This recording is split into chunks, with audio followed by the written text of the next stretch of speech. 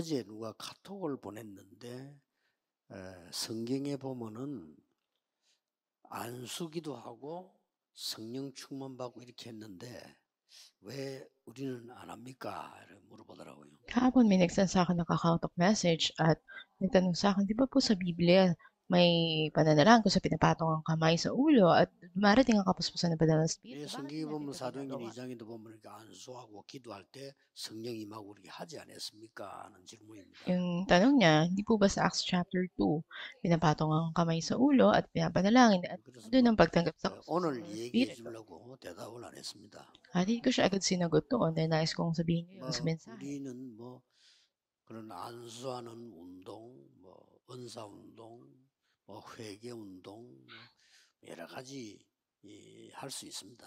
Maaaring gawin naman natin yung mga movements katulad ng anointment, 우리가 하는 지금 급한 거는 전도 운동입니다. repentance, at saka yung gift 그래서 movement. 지금 아직도 복음 못 듣는 사람이 너무 많고 못 듣는 나라가 많습니다. Pero napaka-urgent ngayon ng evangelism movement at ito yung tuon natin, marami pa mga bansa hindi nakarinig ng mabuting balita.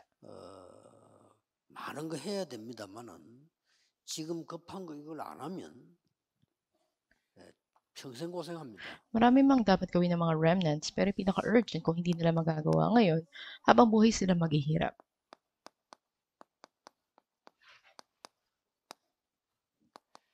기도 속에서 각인시키는 것부터 먼저 해야 돼요.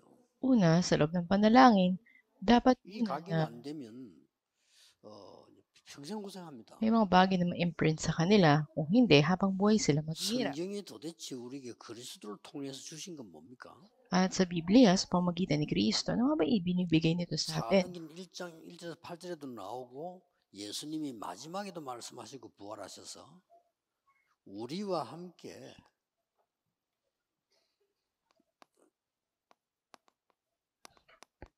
성삼위 하나님이 함께 하시겠다는 겁니다. Sa mga gawa 1:1-8, maging naman din buhay ang Panginoon Kristo, sinabi niya to na ang Diyos at atin itong persona, kasama natin, dapat natin itong ma-enjoy sa panalangin. 그리스도 하나님의 나라 오직 성령. Si Kristo ang kaharian ng Diyos at tanging banal na Espiritu. 마태복음 28장 아버지와 아들과 성령의 이름으로 세례. Sa Mateo 28, sinasabi ng bautismo sila sa ngalan ng Ama, Anak at ng Espiritu Santo. 우리가 우리의 형상대로 사람을 만들자. Sa Genesis 1:27, likhain natin ang tao ayon sa larawan. 빌립보 2장 6절은 그리스도는 원래 하나님의 본체. Natin, and ganun din naman, sasabi na sa orihinal na kalikasan ni Kristo. 나와 하나님은 하나이니라. Sa aklat ng Juan, sasabi din ako at ang Diyos ay Ama ay iisa. 그 그리스도께서 40일 동안 보좌의 축복을 얘기했어요. Sa loob ng 40 araw ay tinuro ni Hesus Kristo ang patungkol sa trono ng Diyos. 기도로 누리셔야 됩니다. Dapat niyong ma-enjoy ito sa panalangin upang ma-imprint ito sa inyo, kayong mga remnants. 각인된다는 것은 얼마만큼 중요하냐면요. 내전에 얘기했잖아요. 일본에 사는 사람이 제부 얘기했어요. Ano kahalaga na ma-imprint ito sa inyo? Dati nagbigay ako ng halimbawa sa inyo, sa isang tao nakatira sa Japan. 일본에 40년을 살았는데 자기가 병이 들려서 병원에 입원했대요. 40 years siya nakatira sa Japan at sa araw nagkasakit siya at na-admit sa ospital. At sabi ganito ang nangyari sa iyong kaisipan. 놀란 것은 일본 말이 안 나온다는 거예요. Pero nakakapagtaka, hindi na siya makapagsalita ng Japanese. Nagkaroon siya ng problema sa pag-iisip at Korean na ngayon yung lengguwahe. Sinasabi niya kasi bata pa siya, ito na yung na-imprint sa kanya. 마취를 하거나 사람이 이렇게 자기 정신이 없이 딱 들 때 여러분 속에 진짜 들어있는 거 나옵니다. Kung minsan may pagkakataon na nawawala ka sa iyong normal na kaisipan at 평소도 욕 잘하는 사람 욕 나오고 lumalabas sa iyo yung mga dati nang naitanim sa iyo. Halimbawa, hindi ka naman talaga pala mura, minsan nakakapagsalita ka ng mura. Minsan mag-ingat kayo sa mga harap ng apo nyo, bigla na lang kayo magmumura. Ito dapat na ma-imprint sa atin. Kung hindi, wala nang halaga yung susunod na mga bagay. Anong halaga ng pagka-anointing prayer kung wala naman ito. Sabi ng Panginoong Hesukristo hanggang sa wakas, nakaraan, kasalukuyan, at kinabukasan. Ito yung tatlong ages, tatlong panahon.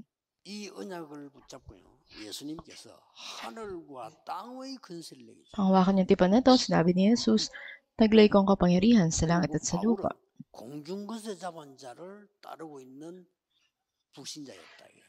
At makita natin na may mga hindi mananampalataya na sila hawak ng may kapangyarihan sa himpapawid. Kaya tiyak na darating, ganap ang universe age. At sa spiritual, ito ay napakahalaga. Ganun din sa physical. At darating ang 3-day weekend.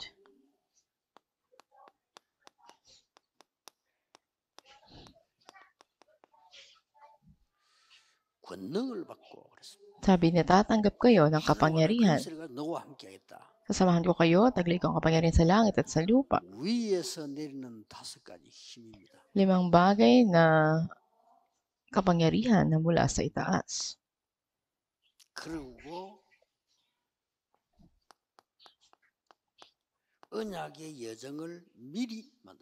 At CBDIP, ang paglalakaway sa tipan na ito sa ay napakahalaga. At maaga pa lang, ay gawin na natin ito. Dapat natin itong maranasan palagi sa panalangin.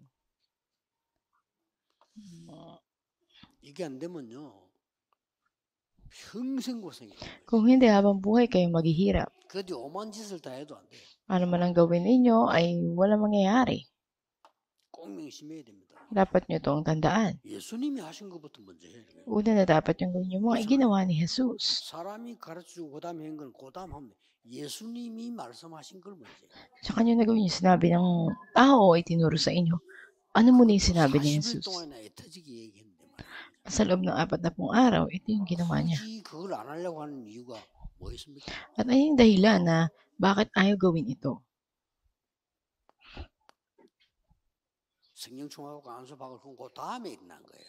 At matapos sa silipin na lang, at tumanggap ng kapuspusan ng Spirit, at saka na yung nangyari.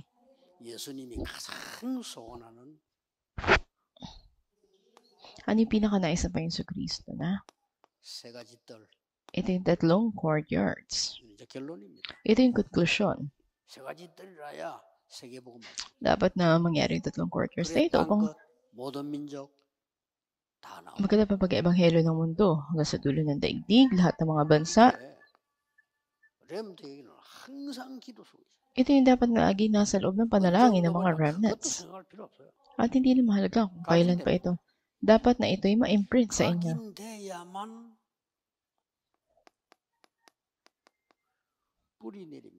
Dapat to na ma-imprint sa inyo. Ganito nag-imprint, ay gano'n din mag-uugat ito sa inyo. Pero kung mga maling bagay, hindi ito mag-uugat sa inyo. Kung negatibong bagay yung na-imprint sa inyo, negatibong bagay mag-uugat sa inyo, wala kayong magagawa. Pag ang salita ng tao na-imprint sa inyo, ito rin yung magiging ugat ninyo. Kaya later on, wala anumang saysay sa inyo yung pag-ebanghelyo ng mundo.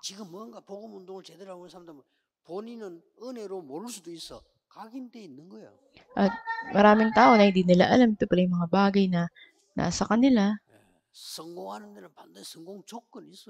At yung mga tao nagtatagumpay, meron silang kwalifikasyon na magtagumpay. Yung hindi naman matagumpay, may dahilan din na bakit ganun sila. Yung mga nagkasakit, may kadahilanan na nagkasakit sila. At dahil wala sa mga bagay na to, kaya nagkasakit. Kung ano yung imprint sa'yo, hindi na mag-uugat sa'yo. Kasi 3-day weekend, ito yung panahon ng konsentrasyon.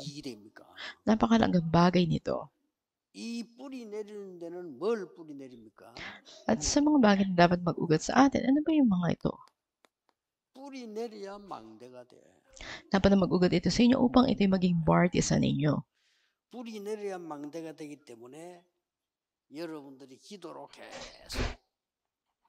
At dahil naging partisan nyo na ito, sa pamamagitan ng panalangin, anong darating? Ito yung mangyayari.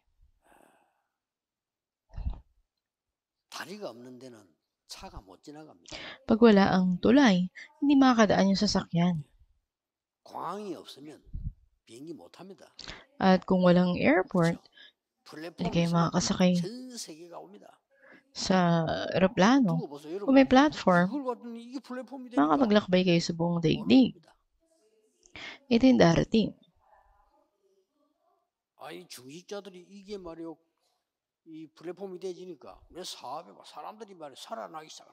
Yung mga church leaders, ito yung dapat na panghawakan ninyo at mabuhay sa inyo.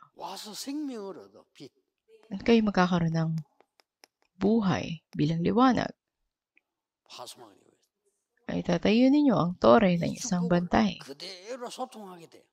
At ito yung patuloy na laman ng inyong mga komunikasyon. Antena. Ang panalangin na ito ang dapat patuloy niyong maranasan.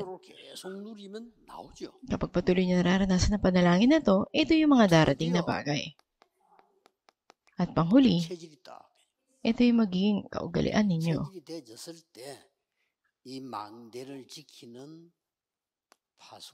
Pag naging ugali nyo na ito, kayo yung magiging watchman para sa partisan. Hindi nyo pa ito naging pag-uugali. Paano mangyayaring mag-watchman kayo? Ito yung una na dapat nyong gawin.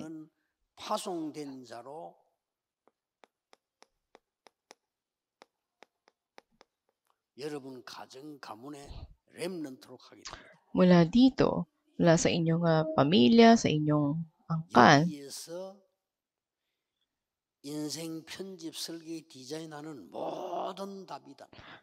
at sa loob nito, andun na lahat ng sagot. Kung bakit dapat yung i-edit, i-disenyo, at planuhin. Yung mga tiyak na bagay dapat yung panghawakan na sa loob nito. Hindi pinakauna sa confession ng isang evangelist. At ito yung kita natin sa Leaders Retreat. CVDIP. At ito naman makita natin sa ating main conference. At ito naman yung sa Remnant Night natin. Ito yung napakahalaga.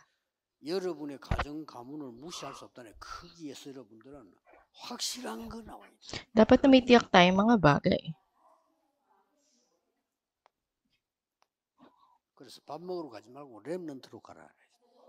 Kaya, wag sa ibang bagay, kundi sa remnant kayo pumunta.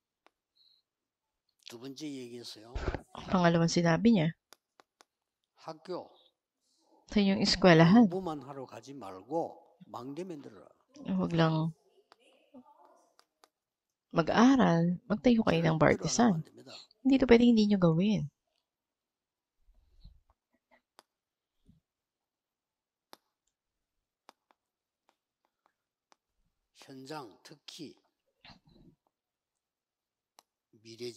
Especially sa inyong field, talks about the future.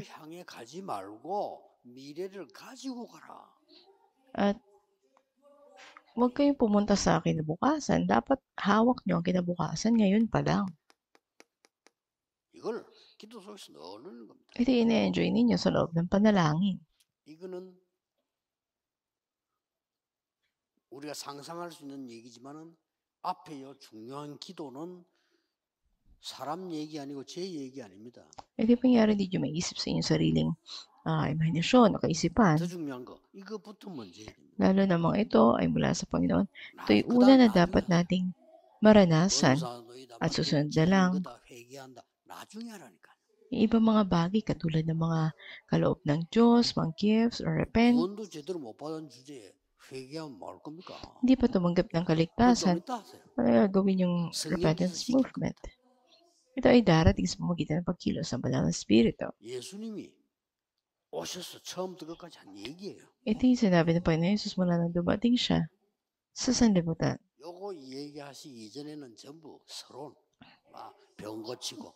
Bago nyo gawin to, introduction, papagaling ng sakit, kaya may darating. Dumarating yung mga tao, gagawa ng himala. Pero yung mga ito ay later on na. Pagkatapos ng pangyayari dun sa krus, dumating na ngayon yung pinaka-main point ng lahat. At dapat ito ma-imprint sa mga remnants. Wala ibang paraan kundi ang panalangin. Panalangin. Mainam kayo makinig sa salita ng Diyos. At i-enjoy nyo ito sa panalangin. Ang sermon ay mula sa pastor. Huwag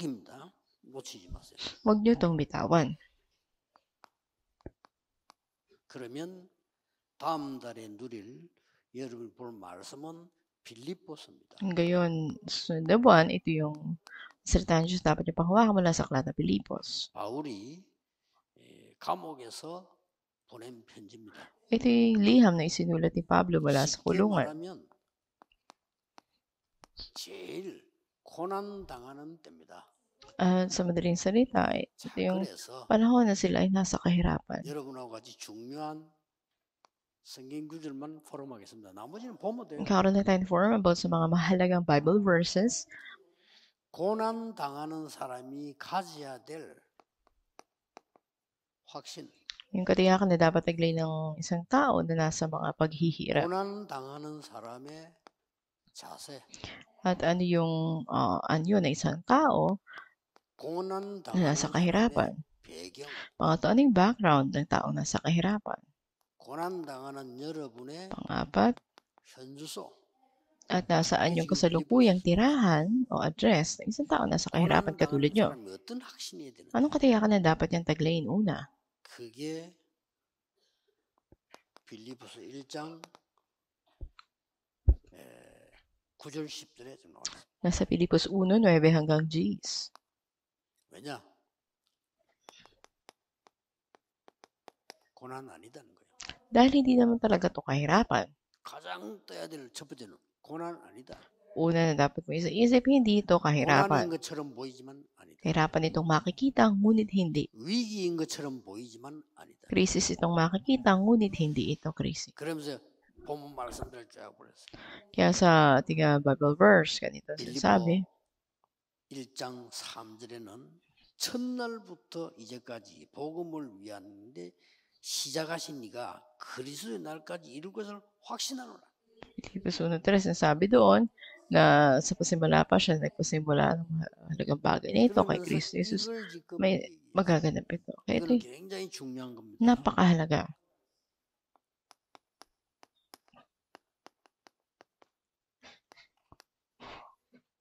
지극히 선한 것을 분별해라. At upang makilala ninyo kung ano ang talagang mabuting bagay. Ano nga ba yung tunay na mabuting bagay? Maunawaan ninyo.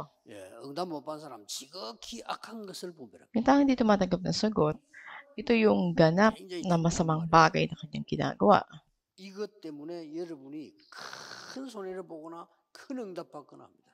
Malaking kalugihan man o malaking kasagutan dumating sa inyo, ito ang lahat. 요셉이 노예로 간 것이 아니고 애굽에 선교사로 간 겁니다. Si Joseph hindi pumunta sa Ehipto bilang alipin, bilang missionary. 모세는 양자로 간 것이 아니고 애굽에 복음 증거하러 갔습니다. Si Moises hindi napunta doon sa Ehipto bilang isang inampon, kundi para mag-ebanghelyo. Dapat yung tiyak na tandaan. Upang makilala ninyo ang talagang mabuting mga bagay. Ito yung laman dapat na form ninyo. Ang sagot ang darating sa mabuhay o sa mamatay.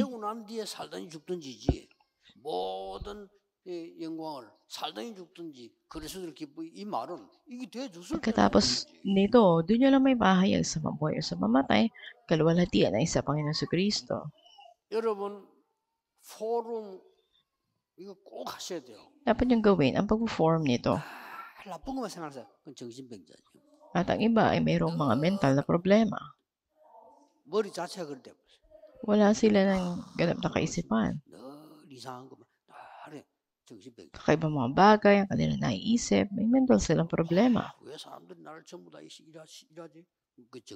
Bakit ganito sasabi ng lahat ng mga tao sa akin? Yun yung mental na problema.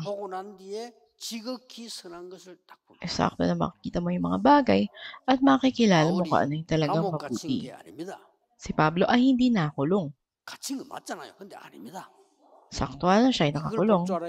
Dapat makita nyo to, pero hindi siya tunay na nakakulong.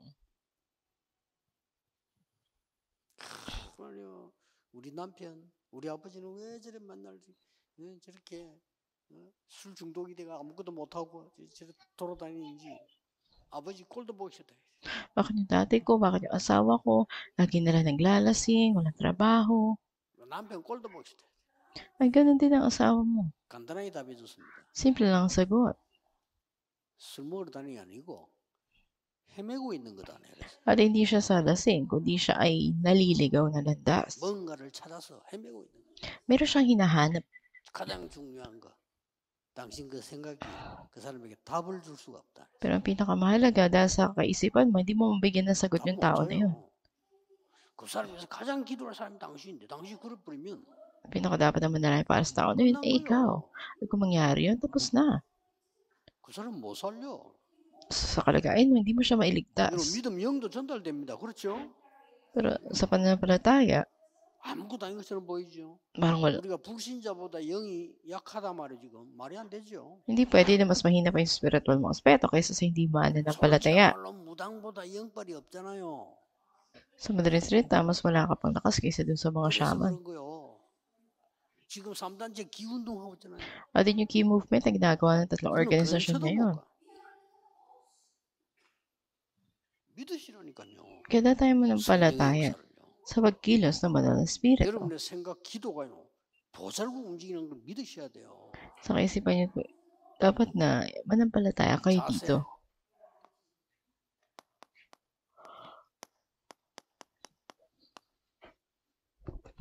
그리스도께서 고난당하셨다. Ano man ang anyo ng isang nasa kahirapan, kita natin na dumanas din ang kahirapan si Kristo. 그는 근본 하나님이시잖아요. Pero yung pinaka-pundasyon na pangunahin niya ay ang Diyos. 사람의 몸을 입고 와서 고난당하셨다. Nagkatawang tao siya at dumanas ng kahirapan. 나중에 만왕의 왕 만주의 주로 서게 되죠. 11절 가면 나오죠. Pero later on sa verse 12, makikita natin, humarap siya 우리도 고난당할 수 있어요. sa Panginoon. Kaya tayo man din ay makakaranas ng mga kahirapan. O si Kristo ay nakaranas ito, tayo rin naman. At siya ay naging Panginoon bilang hari ng mga hari. At mula sa number 1, kung gagawin ito ng mga remnants, susunod na ng ibang bagay. At ikita mahalaga ang darating, yung background. 뭐 지금 갈보리산, 감산, 마가다라바 이런 부분들은 참고하시고 포럼 할 때 같이 하고 지금 제가 여러분에게 얘기는 그냥 중요한 딴 것만 얘기하는 겁니다. Mount Calvary, Mount of Olives at Marks of Perum, sabi niyo muna, ito yung mahalagang bagay na una sa lahat. 빌립보 3장에 나왔다니까. Kita natin sa Filipos 3. Napakadakilang background. 큰 배경이 나왔습니다. Napakalaking background makikita natin dito.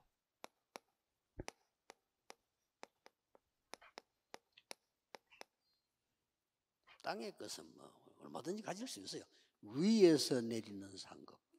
Marami man tayong pwedeng taglayin sa mundong ito, pero mula sa itaas na gantimpala. Makikita din natin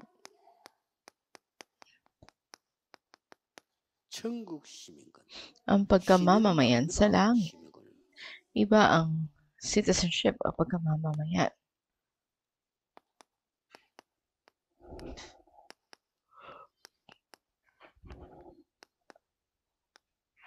만물을 복종케 하는 이름.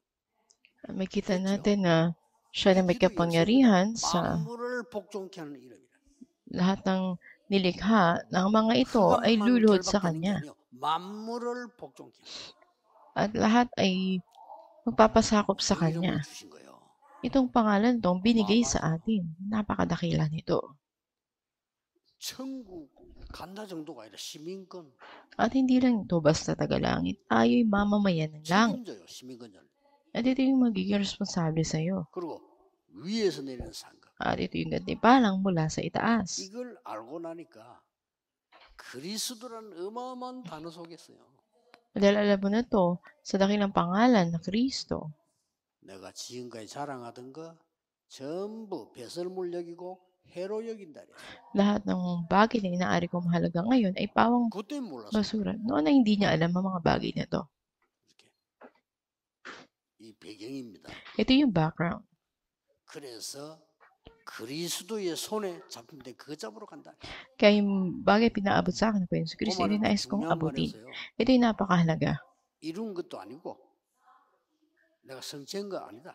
Kasi hindi ako yung gumawa nito. 그리스도의 손에 잡힌데 그거 잡으러 간다. Ako yung nagpapatuloy kung saan ganon na pong abutin na pinaabot sa akin ng Panginoon sa Kristo. 중요한 것만 좀 얘기하겠습니다. Napakahalagang bagay lang ang ating aayusin. 이게 여러분의 현재입니다. Ito yung inyong kasalukuyang 내게 능력 주시는 자 안에서 tahanan sa Kanya na nagpapalakas sa akin.